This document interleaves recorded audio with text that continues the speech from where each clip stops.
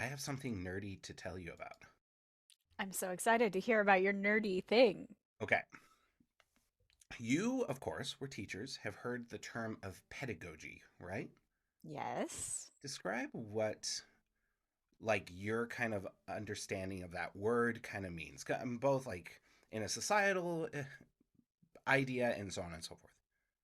I've only ever heard the word pedagogy in a collegiate setting. So there's, for me, no societal construct around it, but it is the method you use to teach, is how I would describe my understanding of it.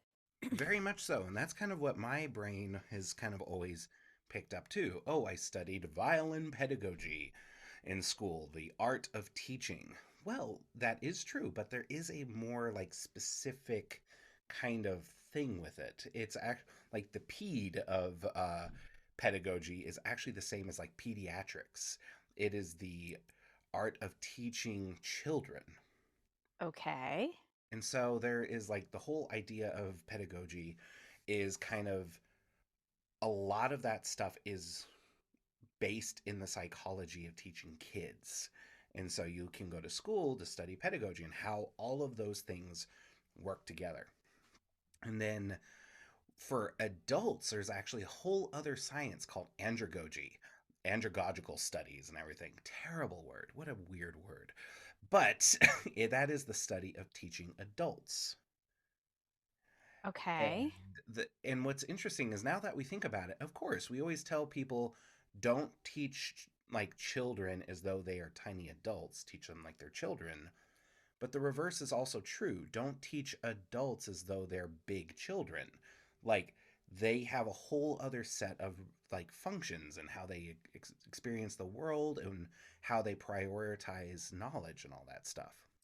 And things like they already have a pretty established learning style, and they Uh-huh. will not learn well in a way that is not their learning style. Whereas children probably do have a learning style, but also it's not quite as solidified, I would guess. Yeah, they talk about that is the idea of um, previous experience, like Uh huh. adult learner experience. They have a deeper pool of past experiences and things that influence their motivations, their needs, and their interests and goals and everything, compared to kids who are just like, I know like eight people and my teacher is one of them. uh huh. Uh huh. Yeah, and so we have there's a lot more that we can adults can kind of sit back into. And so but the thing that really fascinates me about this is once I kind of started oh, of course this makes sense. Well, let me go track this down. What kind of information is there about music education, violin andragogy, andragogical studies when it comes to that? And there's almost nothing from what I can find. Fascinating. I have found some articles talking about andragogical studies for some music learning up in Canada. I've seen some folks go using some tools to teach music technology, and I've found some articles describing the use of music in English second language courses, but hardly Uh anything in the huh. deep dive of it. And so I have been having an absolute blast kind of going through these ideas and how they can be adapted for the modern like online study and colleges and all that kind of stuff because there's a couple of first five foundations. Of course, audience, I've been studying this for like a week or two. I'm not by any means an expert, but the guy that But kind of it's fresh in your mind and it's fresh in exciting. my mind, I'm going nuts, hyperfixated, and it's been so much fun. Like there's this guy named Malcolm Knowles who is kind of the real big modern day guy that was studying all this, and he talked about how there are there's the six assumptions that kind of going with it, like the need to know adults kids. When you try to teach a kid something, they're Uh-huh. just like, oh, I put my finger here because I put my finger here. I'm doing this, I'm keep my wrist straight because my teacher said keep my wrist straight. Adults, you kind of need to let them know the reason that they're doing that. Yeah. Oh, I'm keeping my wrist straight so my tendons and everything are healthy in my hands as we're moving past there. Like there's that idea of Yeah. the need to know that idea. Um, then like the second idea is this idea of like self concept. Adult learners like learn better if they're allowed to kind of work autonomously instead of being like they like you might they like to be shown. Like with my experience teaching, I've noticed that my students like to be shown kind of exactly how to do, like, oh, this is how gone through the process of how we've learned it, but they don't need to be handheld with every single thing a lot of the time. Yeah, I think about that because with my kids I teach, there's a lot of like, okay, play this measure. Okay, do that Mhm. again. Okay, do that Yeah, again. If I do that in a lesson with an adult, usually they start to feel impatient because I know how to go home and do that again. yeah. Now, they might not do it, which is another piece in my like process with adults. I was just listening to an interview yesterday, and they were talking about like working with a therapist and how they would be like, yeah, yeah, yeah, I get it. Like, I can skip all the practice things that you're telling me to do because I understand what you're trying to get me to at the end. And instead of being willing to go through the process, I'm just like, I understand the things, so I don't have to do all of the practice things along the way. So Mhm. sometimes our adult learners need maybe permission or validation that it Yeah. is the practice that is the thing that's valuable to get you to the end, not just an understanding of what the goal is at the end. 100%. But there's a real balancing act in that, which is definitely different than children. Well, and I think that one of the big things that I've noticed with this is like this idea of like the andragogy. I hope I'm pronouncing this right. I have not found it great. But yeah. um, I just saw a meme that said, "Don't you wish there was a phone number that you could call for people who read a lot and then you could just say a word that you've only ever read before and they would tell you the right way to pronounce it?" And I was like, "A homeschool kid would really like that." I would love that. It's like, oh yeah, a chameleon. Do you mean a chameleon? Mhm. Mm-hmm. But like one of the things that is so kind of this idea is God, I'm always needing to I hate that tone of voice that I use in podcasts, getting better. um, one of the big differences is like with kids, there's kind of an expected understanding of authority. You know, the teacher Yeah. sets the tone, they set the pace, they say what we're going to learn in what order at what speed, blah blah blah blah blah blah blah blah blah. And there's also that kind of sense of discipline and keeping everything together in that order. Um, with adult learners, there is a need for a peer-to-peer kind of relationship versus an authority relationship to student. And so you're working Mhm. with um, adults like, hey, we're working together and we're collaborating and we're kind of designing a teaching system that will work for both of us. And there's a bargaining kind of aspect. And so a lot of the times, like, at least with some of my students, that kind of thing of like, yeah, yeah, yeah, I get it, let's do it. I'm like, there's a bargaining of like, okay, how about we do it just two or three times together and finding that common ground that will work for both Mhm. of us. And I'm like, oh, this is really interesting stuff. And so our whole guy, like our whole one of the basis of this kind of andragogical kind of study is that the teacher is the facilitator of helping them design and understand their needs, understand what their next objectives and tasks and goals should be, not necessarily completely being the helm of all things for that student, which I think is really interesting. Yeah. Yeah. And Yeah. so Okay, you it said was, there are 5 parts, and yes, you've and like said need to know and self-concept. Do you have the other 3? need to know self concept. There is in the adult learning experience, the same kind of, that's the third one, Okay. um, is really kind of that understanding of we we can delve into a lot more of um the metaphors and the things that we use. Like one of the things that I like to use with my students all the time is the 5-lane highway description of the bow placement, pressure, and speed to get a good violin tone.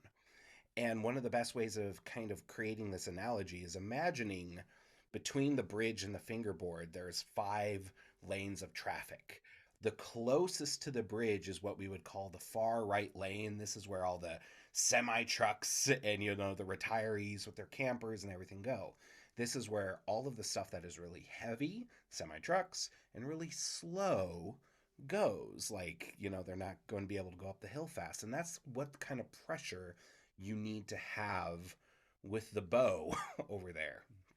Okay. And Uh-huh. the further you go left, our middle lane, that's kind of where our Toyota 4Runners go, a medium weight, a medium speed, and all that kind of stuff. And the further you go left, the less pressure, the more speed, so on and so forth. And that has been such a strong metaphor for a lot of adult learners. But if you try to bring this up to kids, it kind of breaks down because they're like, I know what I have no idea what car my mom drives. Right, right. Like for kids, you go press harder. Yeah, exactly. You're And pressing too hard. Like yeah, move it, your bow to the middle of that space. Like those are the kinds of instructions. yeah. And so Yeah. there's good and bad about this because with kids, you can kind of expect they all have basic you're 8. How much life experience could you have? You're all going to have a pretty set amount of learned experiences together. But with an Hmm. adult, you're going to have a lot more, a higher level of both individualization from student to student and kind of learning strategies that you might need to adapt and move into, but which is kind of okay. It leads us to be more diverse in our teaching styles and everything, which is fun. Yeah. Yeah. Yeah. You have good face. You have good thinking face. Yeah, well, I'm contemplating too the way different teachers have different teaching styles and different students have different learning styles, and Mhm. the quest that I feel like I'm always on to teach with the both the most broad um, awareness of different teaching styles, so that every class in particular, like if I have a group of students in the room, the class holds something for visual learners and something for kinesthetic learners and something for verbal processors and something for Yeah. uh, picture processors and something for people who need to understand what they're doing before they do it and something for people who need to do it before they can understand it, right? Like I'm trying to hold all of those things, and sometimes I find myself saying, I'm giving you 3 ways of doing this thing, and only one of them is the way that your brain is going to process it in. And you Hmm. don't need to learn the other 2 unless you plan to be a teacher, at which point you need to know as many possible ways of thinking about and Yeah. explaining the thing. But most of you only need one way. I Yeah. can't teach it only one way to a group of students though, because there are probably there are 5 different students and they each need it to be presented to them in a different way. And so there's this constant kind of tug of war in group settings, at least for me, of like, if I only say it one way, that one student who gets it that way is going to be thrilled because there's nothing that isn't helping them in the class. But if I say it four ways, then people are feeling like sometimes overwhelmed because they only need to hear it one of the four ways. I Uh-huh. just don't know which one it's going to be. So, It's that's one thing that I think is a great description of why it is sometimes hard to find a performer that is also a really like top-notch teacher. Not like because a lot of times, you're as when I'm kind of trying to perfect something that I'm learning, in the teacher brain is always there in the back of my head. I'm like, oh, what are the 4 or 5 different ways that I can explain this concept if someone yeah. asks about it? Versus if I didn't have any students at all, my whole thing is how can I play this as fast as clean as and in time as possible? You get to dedicate 100% of your mental acuity on those one Right, your brain just does the thing instead of your brain trying to figure out what your brain is doing while it's doing the thing. yeah, my entire life is creating lesson plans while I'm learning things. Uh-huh. It's just like, oh, great, it's great. But one of the things that you talked about is actually a really interesting. So that idea of, oh, I'm designing a class that has all of these different systems. Michael Malcolm Knowles kind of describes his successful college courses being at first a lot of um, collective bargaining between the teacher and the classroom. And so he Hmm. almost like when walked into the classroom, like talks to the students to determine what they know, what the kind of consensus of their past experiences, what kind of stuff do they learn, like have they already learned, how what are their learning styles, so on and so forth. But here's one of the biggest things is that there are two things about adult learners that are very different, and these are 4 and 5: the readiness to learn and the orientation to learn. Readiness to learn is the idea that young students are accepting of the idea that they are going to be learning something today that may not be applicable until very far down the road. Students have Mm. kind of grown to understand I'm learning how to do this, so in high school I can do this. I'm doing this in high school, so I can do that in college, so on and so forth. If you tell an adult, hey, we're learning something today that you will not be able to use until 4 years from now, check out. I like Yeah. it goes against logic because you gotta think, oh, you're older, you're more mature. But no, I will not remember this conversation 4 years from now, let alone the things that I'm I supposed to be I doing. have no guarantee of being here in 4 years. Give me something I can use today. Exactly. And so, like, um, they are much more willing to study. Like, adults have to be a lot more. Let me rephrase this. Adults are a lot more willing to go the extra mile to learn things on their own as it applies to their regular everyday life. Uh-huh. Yeah, which leads kind of this to this final idea of orientation to learn. They adults are a lot more task and problem centered in their orientation for learning, like having specific projects or specific things that are going to rectify this, make their life easier, that's going to kind of set it apart, ends up being a lot better. And so half of the things that Malcolm kind of describes in creating these courses is determining what are the goals and objectives that students actually want to get out of this course. If you say, hey, I'm teaching a course on mandolin modes, chords, and scales, and you say that and people show up to learn about it and you talk to them, they go, from this, what do you expect to learn from it? you will hear like, oh, this is what I want to learn, all that stuff, and your syllabus is then made for you. Your workshop description is done. And so That is so relatable to me and is sort of affirming. I'm like, oh, you're describing what I do. There's a precedent I for this. Erin, I have you have no idea how much of a feather has been in my cap for so much of how much this has made sense to me. Like I was like, oh, I've done this Uh-huh. intuitively, or I've done this through trial and error. But Right. to happen upon that there was this guy through the 50s, 60s, and 70s that like Actually did research. actually did research on this and how that has been applied, for adult learners and all of these other studies, but from what I can tell, hasn't been brought into the musical world yet, is really exciting. And it's kind of amazing that it hasn't been brought into the music community because there are certainly kids who get music lessons as kids, and Hmm. most of the time piano or guitar or a band or symphony instrument is what they get lessons on.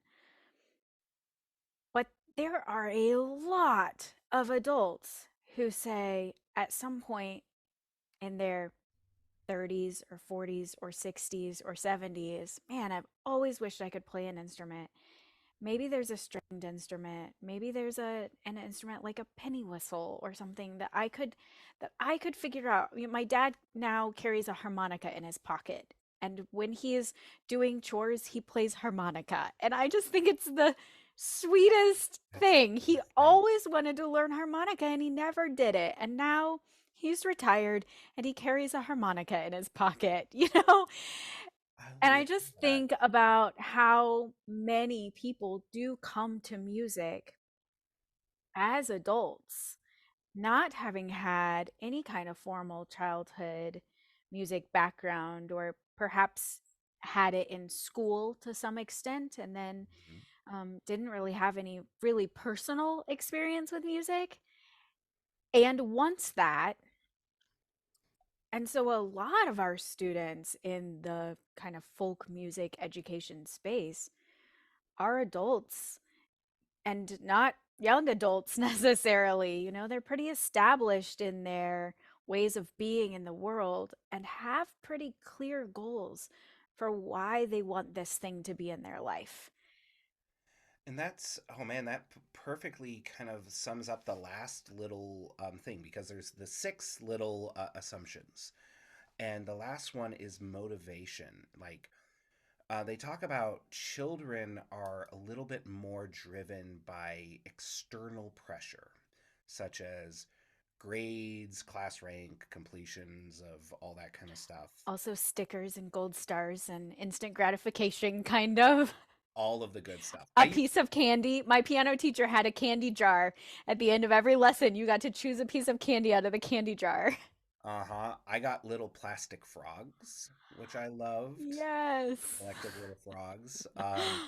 But like, how many times do we hear kids are like, I don't really want to be practicing piano. My mom and dad want me to be here. So there's all this Hmm. external kind of pressure versus adults where it is a lot more driven by internal motivation. Like, as much as our brain is good, I don't think you and I could learn calculus unless we truly wanted to learn it on learn it. Right. You say that word, and I'm like, oh, Ugh, why? absolutely not. There is no Right. scenario in which that will be applicable for my life, and I will not be able to make it a priority. Right. Right. I will I will find every excuse not to learn calculus. But right now, there are hundreds of thousands of kids in calculus classes in school being driven by this external pressure of just, Uh-huh. this is what we're doing. This is what And I, then there are a few adults who get really excited about calculus. yeah. Thank goodness. We need them in the world. I'm so proud of you. Get away from me. No, I'm joking. Right. I'm so glad that I do not have to do that job. So glad. And so, once again, I'm sure there is a great possibility that one of our listeners right now is like someone who's studied this, who has had a degree in it or something, and is absolutely cringing at my Cliff's notes like explanation of this, that it's a little bit off. I'm sure it is, but this is something that I'm really excited to dive deeper into and bring to the table and let it be a part of my overall education of myself. Always a teacher, always a student, and learning more Right. about it. And it's really exciting. Yeah. And I've already seen a big jump in the way that I've been teaching my students because I've been talking to a lot of my getting texts from the kids. Uh, um, I've been talking to some of my students this week and kind of bringing up that one of the um,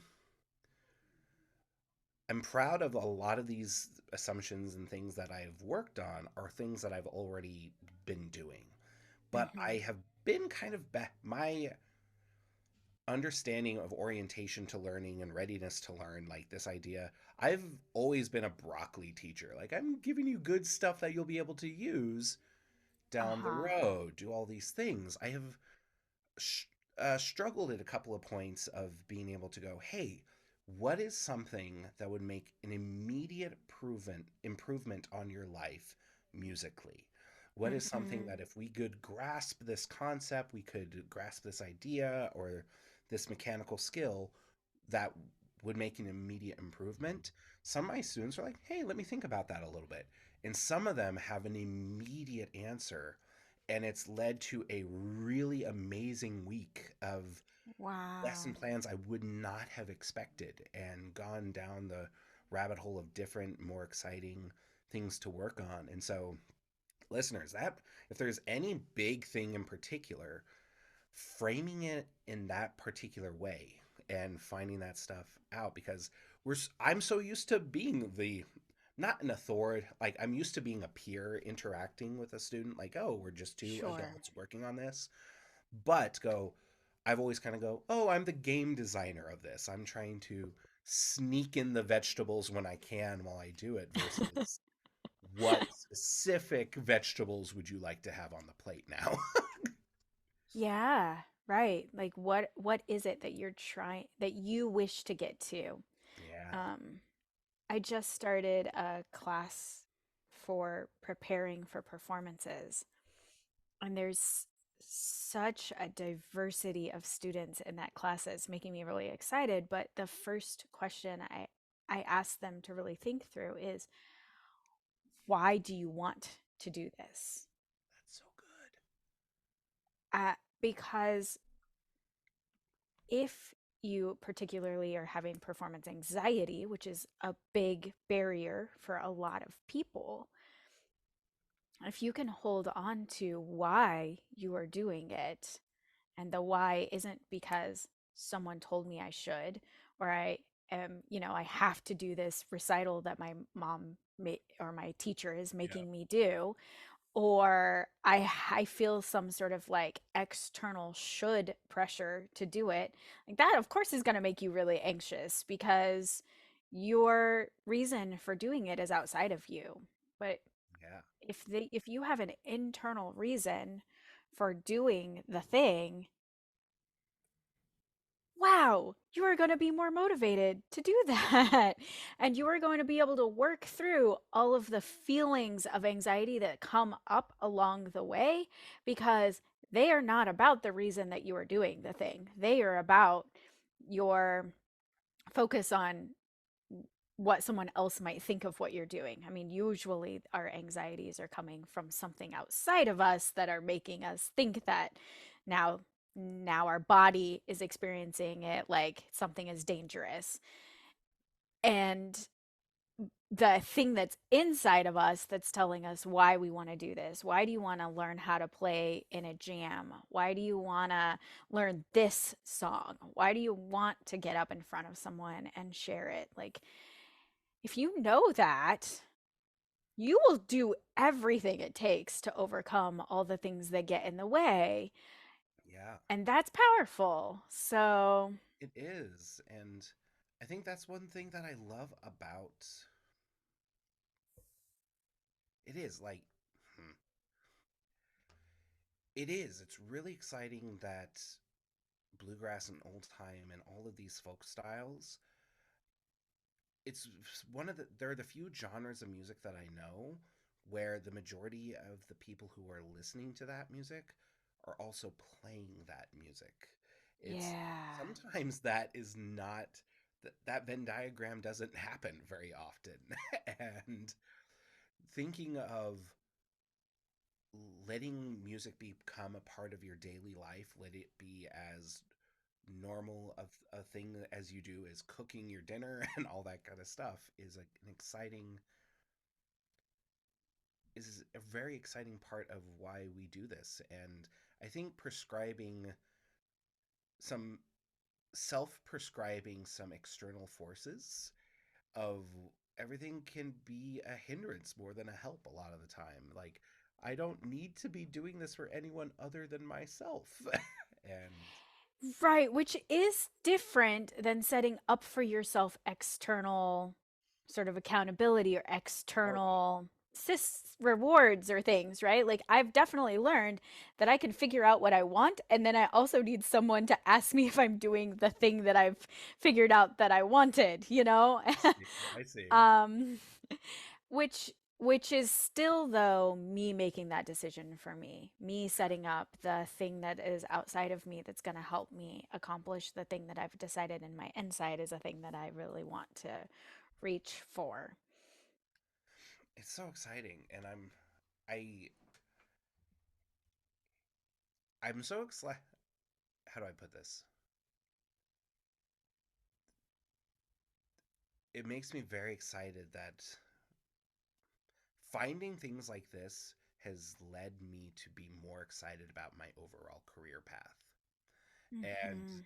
realizing like every time you turn around the corner there's a whole new exciting world of things to be learning about and interacting with people, and that there is actual science and research and community and ideas built upon making sure that other adults can learn and participate and be a part of this grand thing. And it's not, music isn't just this thing that you got to do when you were younger and you got to do in a high school band and then you left and then you're done.